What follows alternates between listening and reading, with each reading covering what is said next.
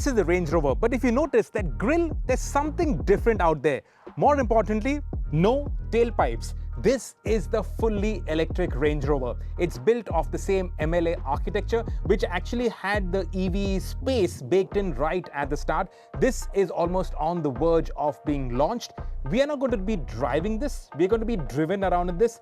A word of caution, there's not that much that you can really make out from the passenger seat, but we'll give you our first impressions from the passenger seat and also talk to you a little bit about the tech in this new Range Rover Electric. And the third visual difference are the wheels. Now, these wheels are 22 inches, same as the combustion. You might get an option of 23s later, but the styling of the wheel, the design of the wheel is different. And those are the three main visual differences of the Range Rover Electric from the regular combustion or the plug-in hybrid. And that's done for a reason, because Range Rover, they don't want to focus on the electric front. If you want an electric Range Rover, you have the Range Rover. If you want the combustion, you want the plug-in hybrid, it all looks the same. There are differences in the powertrains that you can now get with the Range Rover. JLR India, they say they've got around 400 pre-orders for the Range Rover Electric. That doesn't mean they've got 400 orders, but they've got 400 people, customers, who have expressed their interest in the electric Range Rover when it does come to India, and it is going to be coming to India. Now, you can get this with the regular wheelbase as well as the long wheelbase. I'm going to go out for a short passenger ride in the long wheelbase Range Rover, and I'm going to come back here and talk to you a little bit more about the architecture. So this is the Range Rover Electric prototypes, one of two which Range Rover is testing before it finally goes into production. India has already got 400 waitlisted orders for the Range Rover Electric. We're not driving it, we are in the passenger seat to experience the potential, the power, the capability of the electric Range Rover. So can we just slow down and floor it to see what the acceleration potential is?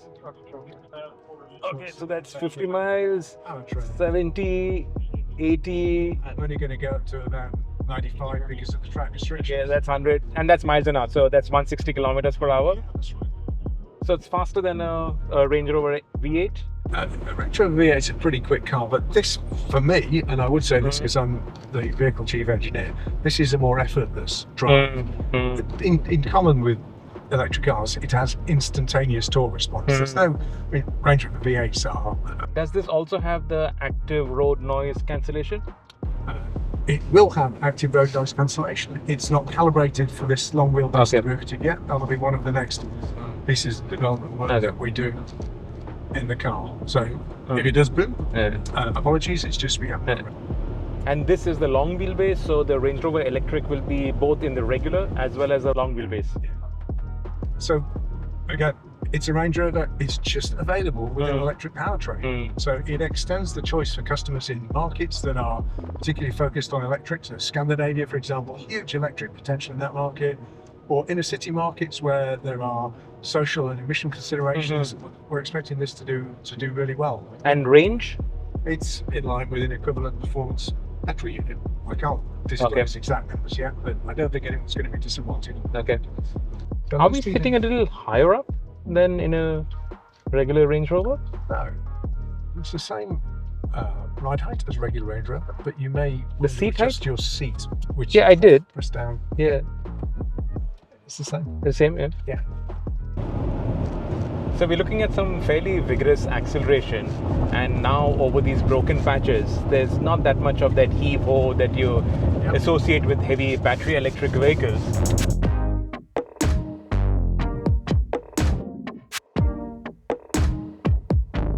In terms of architecture, the key dimensions, all of that remains the same as the combustion Range Rover. Now, under this long bonnet, there is no frunk. Underneath here are the power electronics. Now, the reason for that is Range Rover said that they didn't want to restrict the practicality and the usability of the electric Range Rover. Also, the other fact is that this is very tall. So even if you have a frunk, how are you going to access it? That's going to be a bit difficult. We can't open this on the prototype, but on the regular series production car, you'll be able to open this.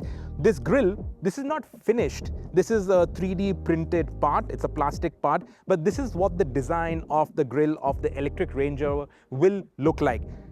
To see more about the architecture, let's jump into the other studio and have a look at the cut section of the architecture of the car. This here are the underpinnings of the Range Rover Electric. This is the front. I'm standing at the front rear. Now, there is no frunk. In the frunk, you have all the power electronics, so you don't have additional space. But what Range Rover say is that the space, the practicality, and the convenience of the regular Range Rover is retained on the electric. 22-inch tires. This is the same as what is there on the regular Range Rover. These are not EV tires. These are regular tires which you would find on the combustion Range Rover. 118 kilowatt hour battery pack, 550 PS of power, 850 Newton meters of torque. Now, we don't have performance figures or even range figures. The range should be between 450 to 500 kilometers, real world maybe 320 kilometers.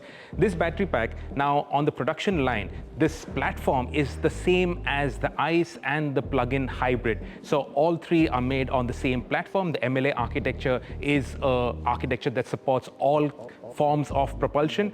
On the manufacturing line, the entire battery pack, that is not a gearbox, but that goes into the gearbox housing. That also houses some of the power electronics, all gets mounted from below. And where you can see where this platform is actually mounted onto this stand, that's where it gets bolted on onto the car. Now, in terms of weight, they say that this will weigh kind of similar to the plug-in hybrid. So the plug-in hybrid is 2.7 tons, so this will probably be around 2.8 tons. Twin motors on the front axle as well as the rear axle. The rear axle motor will obviously be a little bit more powerful. We don't have the figures as of now to give it kind of a rear-wheel drive characteristic.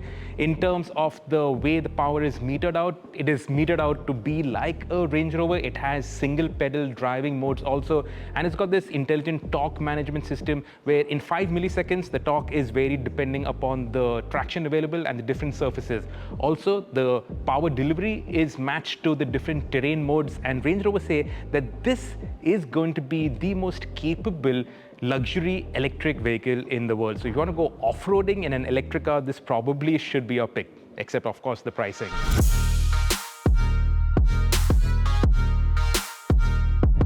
The interiors of the electric Range Rover are going to be identical to your regular combustion Range Rover.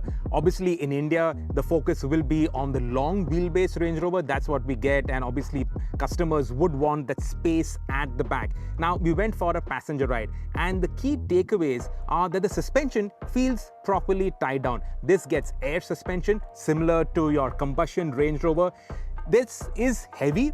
2.7, 2.8 tons, we don't know the exact figure, but there isn't that heave-ho. In fact, the suspension feels slightly better tied down than the V8 Range Rover that we drove coming into Gaydon, home of JLR. Now again, these are going to be with caveats. We experienced this from the passenger seat, and there's only that much you can really tell about a vehicle from the passenger seat. Otherwise, everybody would be doing road tests from the passenger seat. So, little bit what we could feel, less heave-ho, the suspension feels properly tied down. Over some of those bumpy patches, especially one area where there was a dip, the suspension didn't compress too hard. We thought we'd get thrown off, but the rebound damping was actually well sorted out. So this will be nice to drive. This possibly could be nicer to drive than the combustion Range Rover.